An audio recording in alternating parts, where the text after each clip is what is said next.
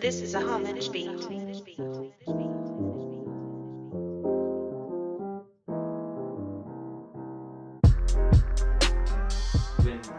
kind of now reading it a little bit closer and seeing how the use of the word fundamentally improving, it's kind of not just trying to push the line a little bit forward. It's almost a philosophical viewpoint, right? It's a viewpoint saying something about our humanity and saying this is not sufficient. That it is trying to get to almost like a standard of perfection. And that standard of perfection, yeah, when you kind of put it to that level, is kind of where there's that absurdity to it, and a sense of kind of like there's the disconnect between where we really are and where like this wants to be. Yeah. So that's kind of my impression. Although it is very sneaky. Yeah. Because I would not get that, and I'm not trying to like come from a tinfoil hat perspective or something. I think there is a healthy kind of desire to push things forward, and I think you do bring up some good advances that biotechnology has made, but just the sense of drawing the line, way beyond what we can see beneficial in the day-to-day is kind of where it's a little alarming. Yeah, and the thing that, again, for those listening and probably realizing, hey, you might be overreacting, the whole point of the chapter that I'm revealing is, hey, what does technology reveal about humans? And if you're someone not coming from a biblical worldview, you probably don't see anything wrong with this. But if you are coming from a biblical worldview, you'll see some of these attributes are exclusive. You said trying to perfect. Perfection is not a human attribute. Perfection exclusively belongs to the divine, which once again highlights, hey, men don't deny God, they want to be him. So it's like, I've already shown how technology shows how we want to be omniscient, how we want to be omnipresent. And then omnipotence, where's this desire, this quest for immortality. Again, that does not belong to humanity. And it's like, we're striving for something that we'll never attain. And it's like, we don't see the idolatry behind that. Where, again, going back to Genesis, where he says, if you eat of this fruit, you will be like God. It sounds like a good thing. Because, again, when we talk about, like, the devil and Lucifer, he was an angel. It's like, if we were to see the devil, we probably wouldn't think it's the devil. It would be something that's appealing to us. Because we have this idea of what the devil has, a pitchfork, had the horns, like we would be able to recognize him. I bet if he were to take on human form or something to that effect, we would love him. So he wouldn't be like South Park Satan? He wouldn't be like South Park Satan. Okay. Thanks for the warning, I'll make sure. Exactly, and it's like, but I think he loves when we characterize him that way because it makes it fiction. Instead of, no, this is something you need to be on guard for, because he's going to come cloaked with the pleasantries. The man who doesn't want to eliminate aging, who doesn't want to live forever. But it's like you're seeking this upon your own, apart from what? The Creator. And we'll get further to it, but again, knowing that I'm coming from a biblical worldview and reading something like this, it like scares me, because it's like they're seeking to be God. They're seeking to be divine. But again, keeping things in perspective, where I talk about there's current technologies and projected technology. The current technologies that we see are, again, gene therapy and cybernetics. I say gene therapy is experimental technique that uses genes to treat or prevent diseases. This technique may allow doctors to treat disorders by inserting a gene into a patient's cell instead of using drugs or surgery. The applications of these include replacing mutated genes that causes disease with a healthy copy of the gene, knocking out a mutated gene, and introducing a new gene to help fight disease. Possible diseases gene therapy can eliminate include cancer, AIDS, cystic fibrosis, Parkinson's, and Alzheimer's. And I say, on the surface, this sounds great. And in all honesty, if it's available, anybody should use it. I say the problem is humanity views these diseases as the human condition, when the actuality, these diseases are a result of the real human condition. And we'll talk about that later on. But I say, nonetheless, gene therapy is already started in China and Europe. The other one, the other current transhumanist technological advance is called cybernetics, and this was something else that you really don't even think about. But I say cybernetics is difficult to define, but it is the scientific control and communications and the animal and machine. In layman's terms, it is the fusion of man with machine. Once again, this sounds like science fiction, but it's already here. I say an archaic example of man and machine would be a pacemaker. A pacemaker is a small device that's placed in the chest or abdomen to help control abnormal heart rhythms. And I'm sure there's lots of people who you know who may have pacemakers. And then other things as well. Say today's examples of cybernetics include artificial kidneys, livers, heart, lungs, eyes, and prosthesis. And it's like the creation of these artificial organs and limbs is a present reality. It's important to stress that these things are good. Anyone in need of an artificial organ or limb should take advantage of this. And so it's like, how do we balance that these things actually help benefit? And I don't want to ever come from the perspective that, hey, if you're in need of a lung and there's an artificial lung, don't get it. But how do we balance that with knowing that a lot of these advancements are moving towards a greater purpose, and that greater purpose is for man to achieve God's incommunicable attributes. How do we balance that? Because on one hand they're good, but on the other hand, do you see where it's leading? Yeah, it's you're touching on things that are pertinent.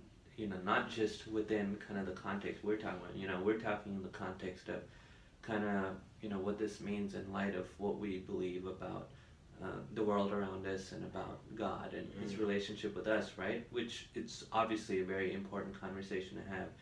But the crazy thing is, even on the applied side, in the day-to-day kind of development happening, like bioethics is like a big field now, and you see kind of this. These are issues that are being contended by people in the profession day to day, because there are some serious concerns. I think you address some of it here, but there are strong arguments both for and against these type of advancements, even completely devoid of looking at it from a theological perspective. When I read about kind of gene therapy and cybernetics. I see obviously some of the kind of obvious benefits of replacing something that was lost in a human, so that they can continue to survive. But on the flip side, there are kind of traces of it that remind me of kind of eugenics. Because eugenics is kind of this attempt to kind of advance, right, make a special race of people based on improving the characteristics or refining, and that's scary, because that I can see where irresponsible use of these kind of technological advancements can lead to that. And then and then there are more things like kind of the haves versus the have-nots. Even if we say 100% this technology is great, and there's no qualms, which we do have qualms, but let's just say, it's 100% good to go. Then there's a question of, these are probably not going to be cheap. And then that raises a question of, who gets to have it and who doesn't get to have it. And does that mean, does one group of people advance and develop at a much faster rate than the people who are still, quote unquote, normal people? And then you have this literally two species, and what does that mean, for equality? Are humans equal anymore? So it's not just this kind of technical nerd talk. This has real impacts on, what does it mean to be human, just even among each other, so it's concerning in that way. Now, that was good, because I hadn't even thought of that, because I kind of touched on it a little bit, but like you said, that's a huge field, bioethics, where it's devoid of a biblical worldview, but it's like these advancements have a huge implication on how we live, and I didn't even think of that one, where it's just like, who benefits from these, where technology will advance so much where you can almost create a special race that was impervious to diseases, while you have other people, like you said, the have-nots, who can't afford this. What do we do with them?